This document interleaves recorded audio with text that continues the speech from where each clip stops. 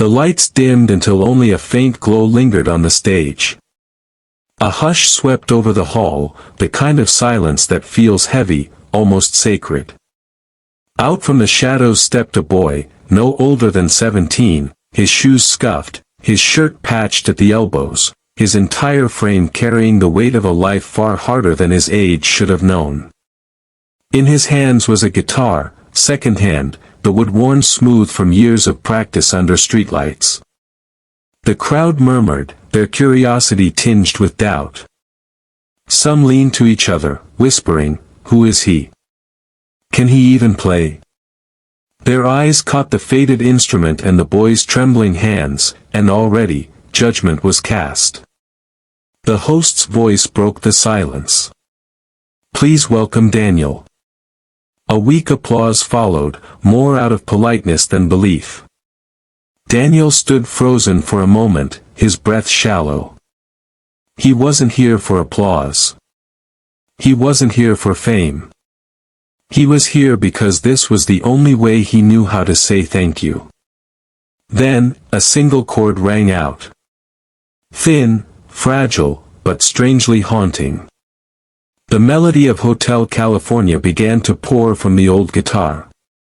The hall stilled instantly. Something in the boy's touch carried both desperation and devotion. Each note seemed to carry a story, of hunger, of sacrifice, of nights spent alone with music as his only companion. Behind the curtain, an older woman pressed her hand to her lips. Her dress was worn, her face lined with exhaustion, but her eyes were alive with tears. She knew this song. Years ago, when her voice was strong, she had sung it softly to her child before sleep. Now, she listened as that child returned the song to her, transformed, raw, and filled with gratitude. The audience didn't yet understand, but some already felt their eyes sting. This wasn't performance. It was confession. It was love turned into sound. Each chord pulls Daniel deeper into memory. He remembers nights when hunger gnawed louder than music, when neighbors laughed at the poor boy chasing impossible dreams. He remembers the sting of being invisible, until now. The judges lean in. One nods with admiration, another scribbles doubtfully. But in the front row, Mr. Hartwell grips the edge of his seat. Every lyric feels like it's aimed directly at him. Years ago, Hartwell was the hotel manager. A sharp suit, quick decisions, little patience. He remembers her, Daniel's mother, standing at his desk, pleading for work. He turned her away. "We're full," he said coldly, without looking up. She walked out, clutching her son's hand, dignity shattered. Now, that same boy stands here, pouring his soul into the very song she once hummed while cleaning his lobby floors. Hartwell's throat tightens. His vision blurs. The crowd rises into a standing ovation as Daniel's final note hangs like smoke in the air. Applause crashes like waves. People weep openly. But Daniel's eyes lower. The ovation feels distant, hollow. What good is applause when the one person he wanted to hear him is gone? He bows awkwardly, tears falling faster now.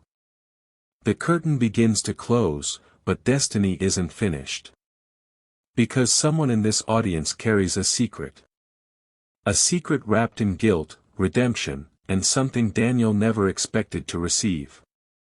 Tonight isn't about winning. It's about truth colliding with the past. Backstage, Daniel wipes his face with the sleeve of his shirt. A stagehand pats his back. "Kid, you just shook the whole place." Daniel forces a weak smile, whispering, "She didn't hear it, so none of this matters." Footsteps echo. Slow. Heavy. Mr. Hartwell emerges from the shadows, his expression torn between courage and shame. "Daniel," he begins, voice trembling, "do you remember me?" Daniel turns sharply. The memory strikes like lightning, the hotel lobby, his mother's desperate tone, the man behind the desk who dismissed her. Yes, Daniel replies coldly. You closed the door on us. Hartwell's face collapses. I did. And I have lived with that regret every day since. He reaches inside his coat and pulls out a worn leather folder. His hands shake as he opens it, revealing a yellowed photograph. Daniel freezes. It's his mother, smiling, younger, holding him as a baby. On the back, her handwriting, "For my Daniel, never stop singing." His breath catches. The very photo she thought was lost. He drops to his knees, clutching it, sobbing uncontrollably. For the first time since her passing, he feels her presence, not as a memory, but alive in his hands. Hartwell kneels beside him, tears spilling. I cannot undo the past, but let me honor her through you. Daniel lifts the photo to his chest. In that moment, grief and forgiveness swirl together. The boy who lost everything, is about to gain something he never imagined. The next morning, headlines explode, homeless boy's Heartfelt Hotel California moves thousands. Clips of Daniel's performance flood screens worldwide, his cracked voice echoing across living rooms and phone screens. Strangers cry watching him, strangers who've never known his name. But the real story doesn't play out in headlines. It happens quietly, in a small press hall.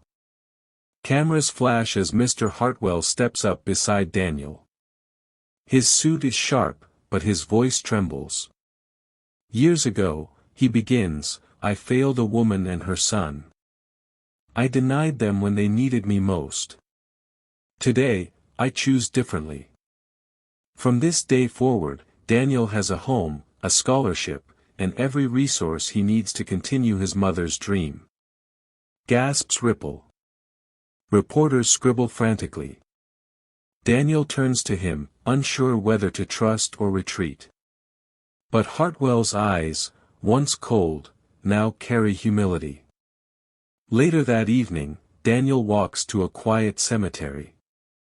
Kneeling at his mother's grave, he places the returned photograph against the stone. His voice breaks.